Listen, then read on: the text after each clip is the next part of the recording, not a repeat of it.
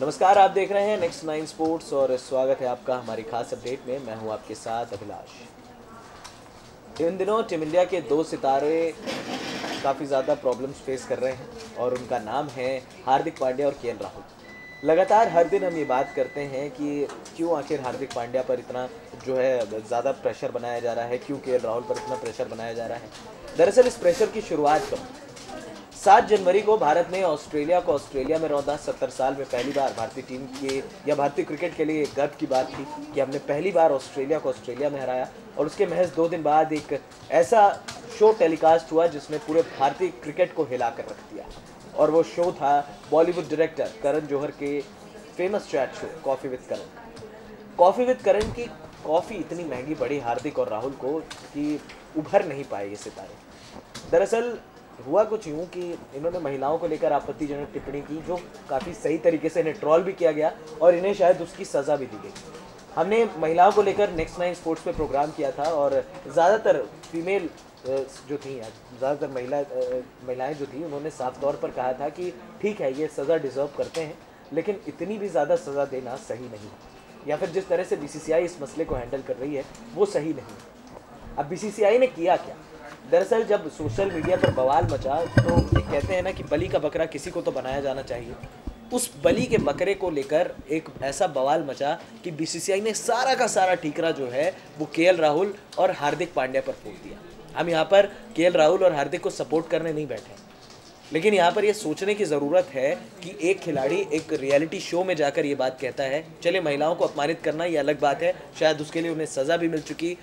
अब महिलाएं माफ़ी दें या ना दें वो उनके ऊपर है, लेकिन जो बाकी चीज़ें थी, केएल राहुल ने कहा कि मैं रात भर पार्टी कर रहा था और पार्टी करके मैं आया और मैंने शतक कर दिया।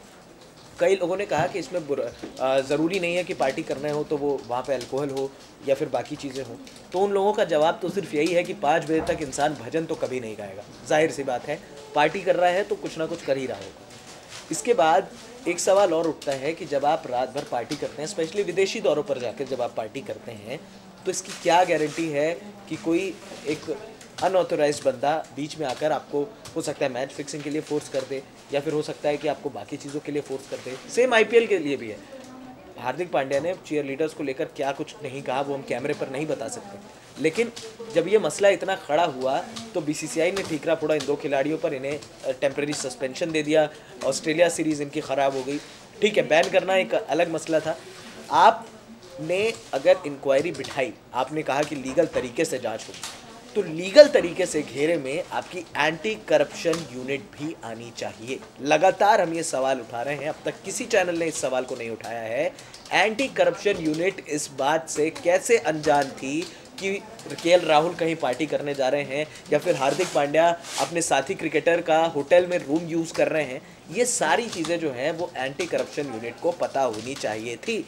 अब अगर देखा जाए तो मोहम्मद शमी के मसले से भी हमने ये देखा है कि वहाँ भी उन्हें ये नहीं पता था कि मोहम्मद शमी दुबई में आखिर रुक किसके साथ रहे हैं, ठहर किसके साथ रहे, और फिर उसके बाद आप इंक्वायरी करने के लिए ऐसे बैठते हैं जैसे आपसे बड़ी कोई अथॉरिटी नहीं है। अगर बीसीसीआई ने एंटी करप्शन यूनिट को अपॉइंट किया है तो इट्स देयर ड्यूटी कि आप वहाँ पर खिलाड़ियों की देखरेख करें, खिलाड़ी कहाँ जा रहे हैं, किनसे मिल रहे हैं। सबसे पहली बात तो आप बीसीसीआई को डिनोट कर रहे हैं। आप बीसीसीआई की टीम है, आप भारत की टीम, आप वहाँ पर जाते हैं, अगर आप कहीं घूमने जाते हैं। और एक और बात जो सामने आई है वो ये है कि अब परिवारों का भी इन्वॉल्वमेंट हो रहा है। परिवार भी खिलाड़ियों के साथ लगातार जो है चलते चले जा रहे हैं, और ये थोड़ा सा एक भारतीय टीम के लिए भी एक चिंता का विषय, बीसीसीआई के लिए भी चिंता का विषय बन गई है, क्योंकि शायद खर्चा हैंडल नहीं कर पा रहे हो या फिर मैनेजमेंट की दिक्कत हो। ये सारी चीज़ें बीसीसीआई को सोचनी पड़ रही हैं। लेकिन एंटी करप्शन यूनिट की जाँच करेगा कौन? क्या सीओए की कमेटी विनोद राय? डायना डुलजी ने तो बड़े आसानी से कह दिया कि हम विश्व कप नहीं खेलने देंगे, हम आईपीएल नहीं खेलने देंगे, हम ये कमाल दिखा देंगे, हम वो कमाल दिखा देंगे। इवन सीओए की कमेटी के ही मेंबर्स की आपस में नहीं बन रही।